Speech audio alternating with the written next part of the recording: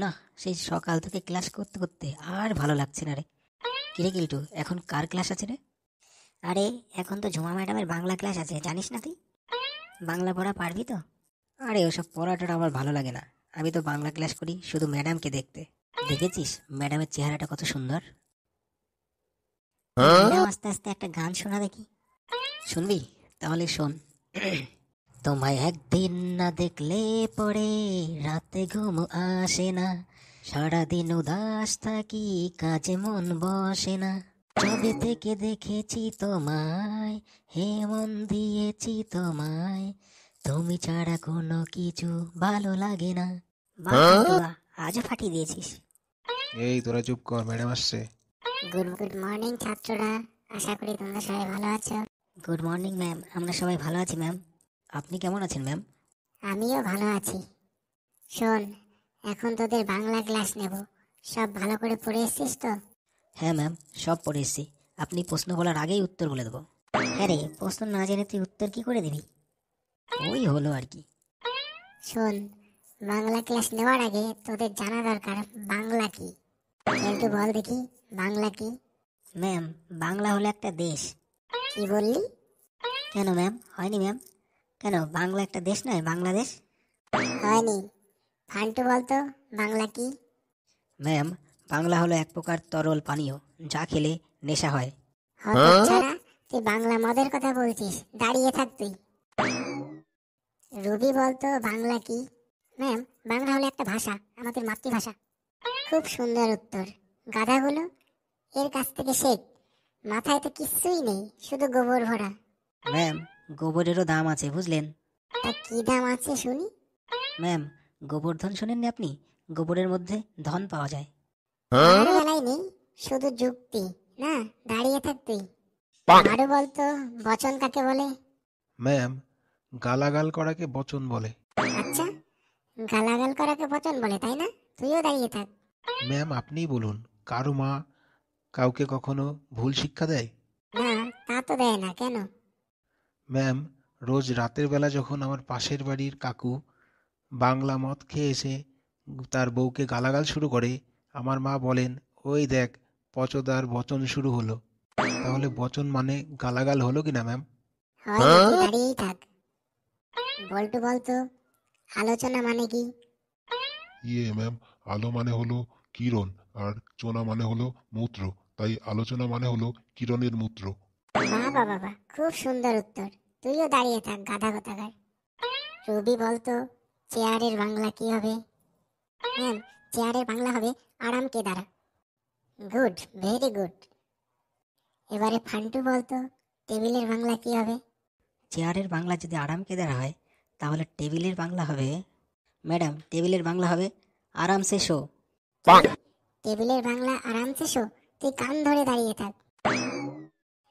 তোরা কি কেউ বলতে পারবি টেবিলের বাংলা কি? না ম্যাম, আমাদের জানা নেই। কোনো দর্শক বন্ধু জানলে অবশ্যই টেবিলের বাংলাটা কমেন্টে জানাবেন। কেলটু বলতো লোকটি চুরি করে, এখানে চুরি কোন পদ? ম্যাম, এখানে চুরি হলো বিপদ। কি বললি? ম্যাডাম, যদি চুরি করতে গিয়ে ধরা খায়, তাহলে তো মার খাবে, আর মার খাওয়াটা ওর পক্ষে বিপদই হবে। তাহলে চুরি করাটা ওর পক্ষে বিপদ হলো কিনা? গাধা, তোর উত্তর হয়নি। ও তো একটা উদ্ধব ম্যাডাম, ওর দ্বারা কি এসব উত্তর হয়? কি বললি? আপনিও বাংলা জানেন না দেখছি ম্যাডাম। উদ্ধব মানে গাধা। আরে গাধা, কথাটা উদ্ধব নয়, কথাটা হলো গর্ধব। ওই হলো আর কি। তা তুই বলতো এখানে চুরি কোন পদ? ম্যাডাম, চুরিটা হলো সম্পদ। কি বলি? ম্যাডাম, লোকটা যখন চুরি করবে, নিশ্চয়ই কারো ধন সম্পদ চুরি করবে, তাহলে ধন সম্পদই তো চুরি হবে, তাই না? তুই সারা ক্লাস কান ধরেই দাঁড়িয়ে থাক। মারো বলতো বাল্মীকির সমাস কি হবে? ম্যাডাম, আমি কেবলমাত্র 2 মাস ধরে সমাস পড়ছি, আরও 4 মাস সময় লাগবে, তবেই বলতে পারবো। কেন আরো 4 মাস লাগবে কেন? ম্যাডাম, নামই তো সমাস, শিখতে তো 6 মাস লাগবেই। বাহ, চমৎকার যুক্তি। তুইও দাঁড়া। বল্টু বলতো বাল্মীকির সমাস কি হবে? ম্যাডাম, এর সমাস হবে বালির গায়ে রোদের আলোর ঝিকিমিকি, বাল্মীকি। আচ্ছা, তা এটা কোন সমাস শুনি? ম্যাডাম, বুঝতে পারলেন না? এটা ঝিকিমিকি দিচ্ছে, লাইটিং সমাস। তুইও দাঁড়িয়ে থাক। ফান্টু বলতো চৈতালি এর সমাস কি হবে? ম্যাডাম, চৈতালি চৈতালি এ তো একদম সোজা ম্যাডাম, বলছি দাঁড়ান। ম্যাডাম, চৈতালির সমাস হবে চুলকে দিয়ে হাতে তালি। তাই এটা কোন সমাস শুনি? বুঝলেন না ম্যাডাম? হাতে তালি দিচ্ছে মানে এটা আনন্দিত সমাজ। বাবা বাবা, খুব চমৎকার উত্তর। তোর মনে হয় আর বসার ইচ্ছে নেই, তুই দাঁড়িয়েই থাক। মারুতি গরুর রচনা শোনাতো। এই কেলো করেছে, পড়ে আসলাম কুমিরের রচনা, ম্যাডাম জিজ্ঞেস করছে গরুর রচনা। যাই হোক, কোনো একটা বুদ্ধি করতে হবে। এ তো একদম সোজা ম্যাডাম, এক্ষুনি বলছি। বল। গরু হলো গৃহপালিত পশু। গরুর 4টি পা আছে, 2টো শিং আছে। আমাদের বাড়িতে গরু আছে, নদীর ধারে আমাদের বাড়ি। গরু একদিন জল খাওয়ার জন্য নদীর ধারে গেল। নদীতে তখন কুমির ছিল। কুমির একটি সরীসৃপ প্রাণী। এরা বুকে ভর দিয়ে চলে। এরা উভয়চর প্রাণী, জলে এবং স্থলে উভয় জায়গাতেই এরা বাস করতে পারে।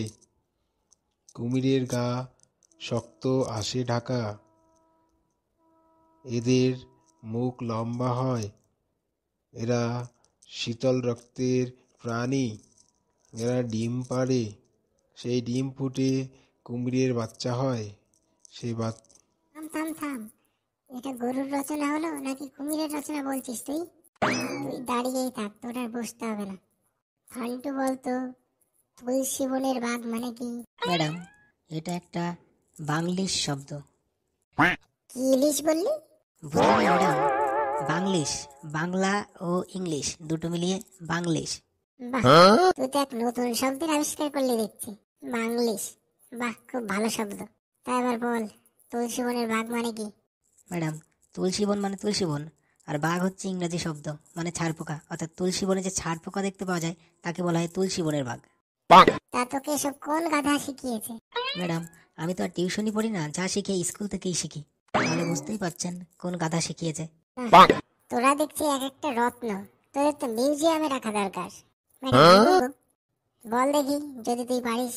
ম্যাডাম, তুলসী বনের বাঘ মানে হচ্ছে ভণ্ড। বাহ, চমৎকার। একমাত্র এই মেয়েটাই পড়াশোনা করে, বাকি সবগুলো গাধা। তোদের ক্লাস আজকে এখানেই শেষ। যা, আজকে ক্লাস এখানেই শেষ, পরে আবার ক্লাস নেওয়া যাবে।